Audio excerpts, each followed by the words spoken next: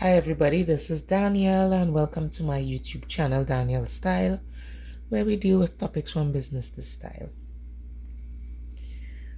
So I'm just going to talk about the budget, Trinidad and Tobago budget 2022, and I am just going to ask, when are we rioting? Okay, so I am also going to add in this video a story time about certain workplaces I've been in and why nobody is going to riot. So Mr. Imber, there's a video going around where he says they haven't rioted yet, where he also says that he kept raising the price of fuel for consumers. So what he's saying is, well, he keeps raising the price, nobody's saying anything about it, so he'll keep raising the price. Now, of course, we all know that there's a government subsidy on fuel and other things, and what they're basically doing is removing the subsidy little by little. So prices are going to get higher since fuel has gotten higher. I've also seen KFC delivery has gone up. Most likely flour is going to go up, doubles is going to go up, other fast food items are going to go up, other delivery of food items going to go up, transportation costs are going to go up because of course maxi and taxi drivers use fuel, right? Duh. So let me tell you all why I think nobody's going to riot at all.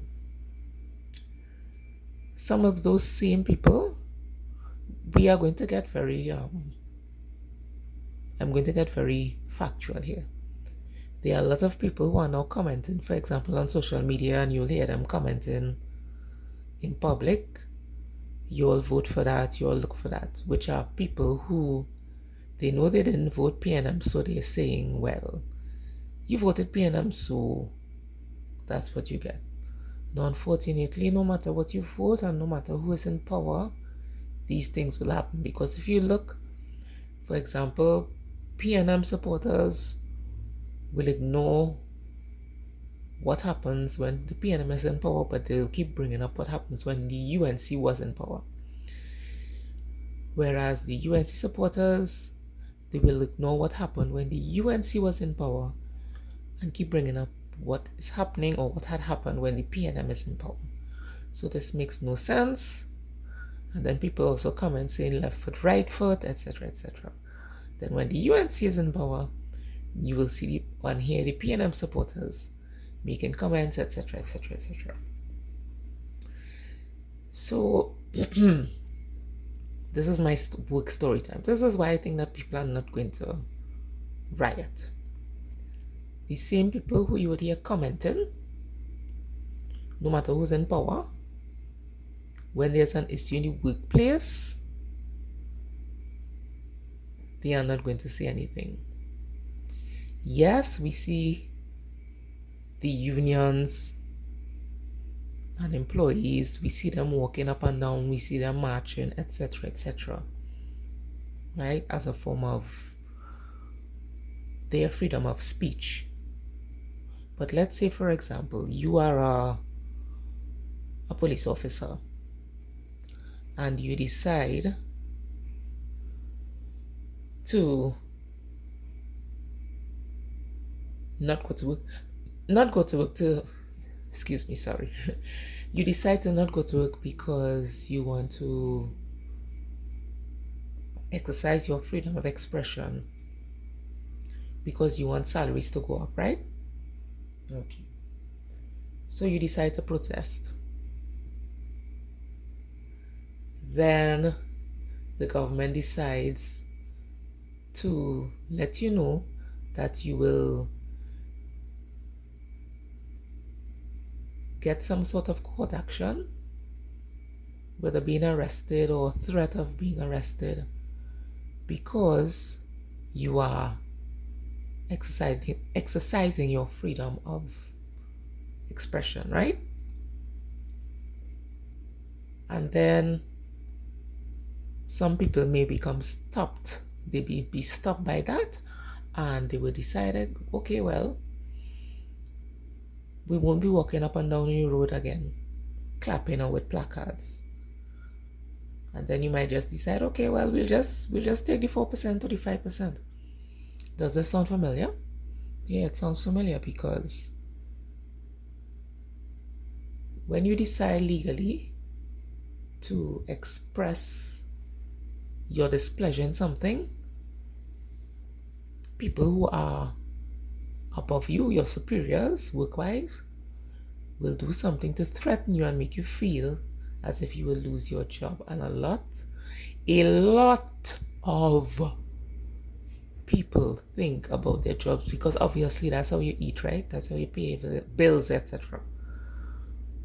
But a lot of the times, when what is being done is legal, they would still feel threatened. So here is one of my this is like the second time I'm saying it, but this is one of my workplace stories. So I used to teach in a public school, about 2 public schools, right? So I was one of the tutor reps. And as you all may know, when you're in a workplace and there's no water, so there's no way of, for example, washing your hands, flushing the toilet after you use the toilet, washing your hands to prepare food where people might be preparing food on the premises. All of that is unsanitary, okay? And it so happened where I was working, there was no water. And a few of them on staff were tutor members, but the principal made everybody feel as if they were afraid. Maybe they were afraid of him. I wasn't. So I was a problem right here. Now, mind you, most of them, it was a particular denominational school of a certain religion. He was a religious leader, and all of them who are afraid who have a certain religion. Now, mind you, he also used to tell them that I got you this job through the religious institution that the school is also affiliated with. So you should do this for me and do that for me. So he had that over their heads. So when I was saying, sir, can you please check to see if what the Water and Sewage Authority is saying, when are they saying it's going to come back, etc., etc. Now, after a certain amount of time, I think it's after break time, I can't remember, this was a while ago, maybe 10 years ago. After a certain amount of time, school needs to be finished and everybody needs to go home. He was only like breaking, for want of a better word. So I told him, well, the tutor members will be leaving. He comes out into the staff room shouting, I am not in agreement with the tutor members. I am not in agreement with the tutor members. Well, lo and behold, the other tutor members, the ones who were his religion and the religion of the school and the institution, they all fell back and they were looking at me and they were like, Daniel, no, we can't leave him. Daniel, please. And they were like basically begging. So me and 2 other people who were not of that religion and who felt that we were not afraid of anything, or what, I don't know what they were afraid of. But as I said, he was holding it over their head that they got employed because of whatever. So me and the 2 others, we left. Nothing happened. We still kept our jobs, etc., etc. Now, mind you, those same people who didn't want to go anywhere, including the principal,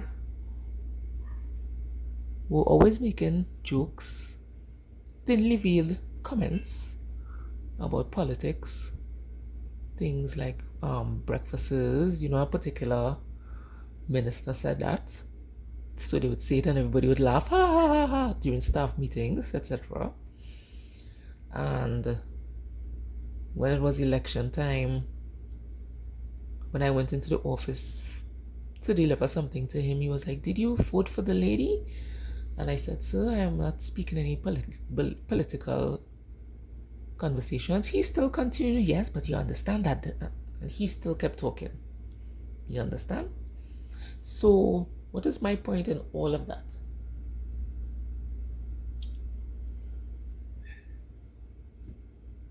If you cannot have a comfortable workplace because you think you will lose your job, which in most cases is illegal, they are just threatening you. How, in God's name, are you going to say anything about what politicians are doing? Start from there. Start from the workplace, the place where you're getting your money, and think that you should be comfortable there. Don't sit down and, this is a true, what I'm saying here is true. Don't sit down and cry in the staff room because you're not feeling well and you're afraid to ask to go home. That's all I have to say. Subscribe to Daniel's Style on YouTube if you so wish. Bye.